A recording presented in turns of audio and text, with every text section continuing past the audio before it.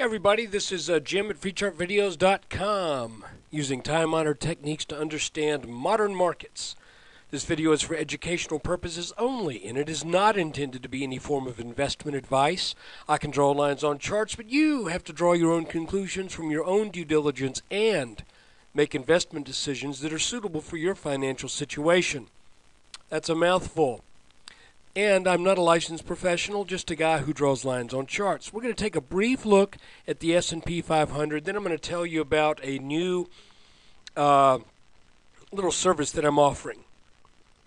Okay, here's your S&P chart, 10-minute chart. Each candle is 10 minutes of trading activity. You can see that we are in, I'll tell you what, let's make it a 15-minute chart. I think that might do us a little better. You can see that we've been in between this red channel that is slightly accelerated up inside the larger blue channel, and that's pretty typical kind of action, to be honest with you, because you go down to the bottom of the blue channel and you get up to the top of the blue channel. And how do you do that? Well, you're not going to do it by staying with the blue channel. You have to form some kind of an upward thrust, and that, I think, is what has created this red channel. Additionally, we have had a series of resistance levels that have been taken out. And by the way, I'm using the latest version of Firefox, and they got this thing that's called the plug-in container, and with Flash and Silverlight, sometimes it's not working real well. So I'm about ready to change browsers, but not quite yet. So anyway, what I'm saying is we got up to a level here around 1309. Resistance, it broke. Then we found a new level of resistance around 1324 and change. That broke. And by the way, this came back for a test of support. Came back for test.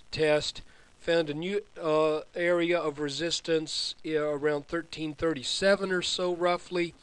That broke, and it looks like on the yesterday, which would be the 18th, what this video is for, came back and tested that, and it looks like that test held. So if now we look on a 5-minute chart, we'll see that once it finally gets here. And this is a very dinky little tiny pattern, but you can see here there's that resistance that once it broke, it then turned into support. That's the kind of behavior that you want to see out of the markets. And so now we, for the second day, have closed within the green target area, 1340 to 1350. And I don't want to read too much into this little candle right here that looks kind of bullish, because we did close the markets going into a 3-day weekend, and you never know what investors are thinking in that last 5 or 10, 15 minutes. So, I mean, it looks good. I'd like to think that we're going to open with an up day on Tuesday, but we'll see. It may or may not happen. I can tell you that one thing that I was slightly concerned about, I'm feeling a bit better. Let's go back to the 10-minute chart. There we go. At one point, I was a little concerned that maybe we were setting up a rising wedge. Okay, before we got into the last 3 days of action, I was going, oh no, boy, that sure is looking like it's got an apex here at about 1343, and the markets just can't get higher than that. But you can see that that line has been taken out, and that actually almost was the same level that was back tested on Friday the 18th. So right now, I'm still thinking the S&P is going to make a run for this blue line, and if, like I said, the longer it takes in doing it, the more room there is for that move to be more meaningful.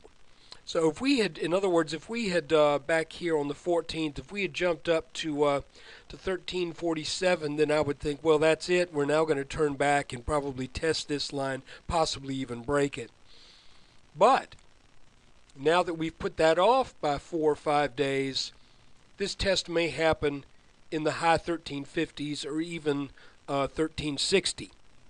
So this has been quite a run. I hope you have been enjoying this and you've been taking advantage of it. We've got to be nimble now. Got to be quick. So don't get, don't take your eye off the ball. But then again, don't miss the opportunity. I still think there is some opportunity here. And even when we do face some type of turn back, that doesn't mean that the bull market is over. It just means that we're taking a breather, I believe. So this is great. And the new service, I am offering probably about every couple of weeks a very reasonably priced subscription video with at least 3 charts that I think are very interesting. And I've had some picks that I've put on the website. PCG, I think I put up when it was under $2, and it's now about $4. That went up a few weeks back, maybe a month and a half, 2 months ago. We did CHCI, Comstock Home Builders. I mentioned that one, and it was about $1.20. It's now up 50%, and there's others too. So I'm not saying they're all going to do this, but I've been picking things based upon strength of the chart, not really necessarily looking at the fundamentals, but looking at the technicals, because you can have good fundamentals and bad technicals, and those fundamentals won't do you any good.